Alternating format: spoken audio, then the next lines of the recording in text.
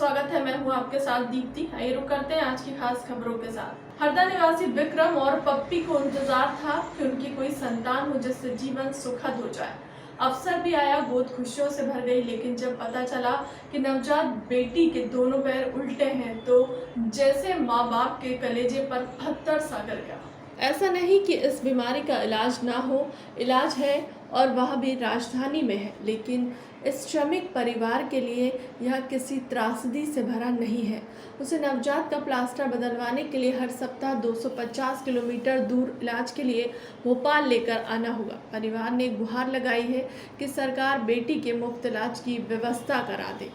Corona virus के बदलते स्वरूप का पता लगाने के लिए जानने वाली जीनोम सीक्वेंसिंग अब जल्द ही राजधानी में शुरू होगी। कमला नेहरू अस्पताल के 6वें फ्लोर पर जीनोम सीक्वेंसिंग मशीन लगाई जाएगी। मशीन 2 हफ्तों में इंस्टॉल होने का अनुमान है। इसका फायदा यह होगा कि प्रदेश के तमाम शहरों के लिए जाने वाले सैंपलों की जीनोम सीक्वेंसिंग यहां पर की जा सकेगी।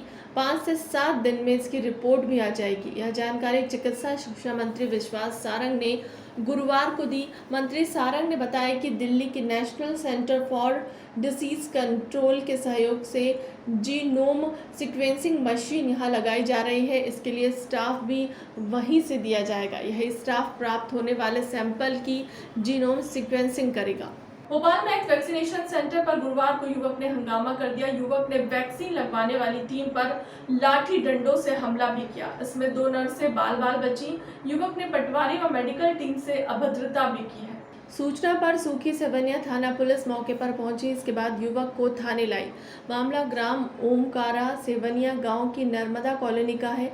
गुरुवार को यहां स्वास्थ्य विभाग ने वैक्सीनेशन कैंप लगाया था। दोपहर 1 बजे गांव का ही प्रेम सिंह लाठी लेकर आया और हंगामा करने लगा। उसका कहना था कि आप लोग सभी को बीमार करने आए हो। जब पटवारी राजेश मेहरा व अन्य स्टाफ ने युवक को समझाया तो वह और भड़क गया। इसके बाद उसने लाठी डंडे से हमला कर दिया। गनीमत रही लाठी टेबल पर लगी। इसी टेबल के पास बैठकर 2 नर्स वैक्सीन लगा रही थी, वो बच गई। मेरागढ़ में एक सरकारी कर्मचारी के घर में घुसकर अज्ञात बदमाश अलमारी की चाबी बनाने के बहाने करीब 5 लाख रुपए के सोने के जेवरात लेकर चंपत हो गए। आरोपित का हुलिया सीसीटीवी कैमरे में कैद हो गया है। फिलहाल आरोपित पुलिस गिरफ्त से बाहर है। पुलिस से मिली जानकारी के अनुसार बैरागढ़ में पंजाब नेशनल बैंक शाखा कार्यालय के पास रहने वाले महेश आसवानी प्रोविडेंट फंड कार्यालय में पदस्थ हैं। उनके घर पर रंग रोगन का काम चल रहा है। गुरुवार दोपहर 2 पगड़ीधारी लोग उनके घर के पास से गुजरे और रंग रोगन का काम कर रहे पेंटर से पूछा कि चाबी बनवाना है क्या। एक पेंटर को अपनी बाइक की चाबी बनवानी थी, जो उसने उसे बनवा ली। इसी बीच महेश की माता रेखा आसवानी वहां पहुंची और उन दोनों से कहा कि हमें भी अलमारी की चाबी बना दो। इस पर वे दोनों चाबी बनाने के लिए अंदर घुसे और अलमारी का चाबी बनाने का उपक्रम करने लगे। इसी बीच रेखा दूसरे काम में लग गई। कुछ समय बाद दोनों ने उसके आकर कहा कि अलमारी में टूटी हुई चाबी फंस गई है, हम उसे निकालने के लिए औजार लेकर थोड़ी देर में आ रहे हैं। जब काफ़ी देर तक वापस नहीं लौटे तो परिवार को शक हुआ। इसके बाद महेश ने प्लायर की मदद से किसी तरह अलमारी में फंसी टूटी चाबी निकाली और उसे खोलकर देखा तो अंदर रखे 16,000 रुपये नकद और सोने चांदी के जेवरात गायब थे।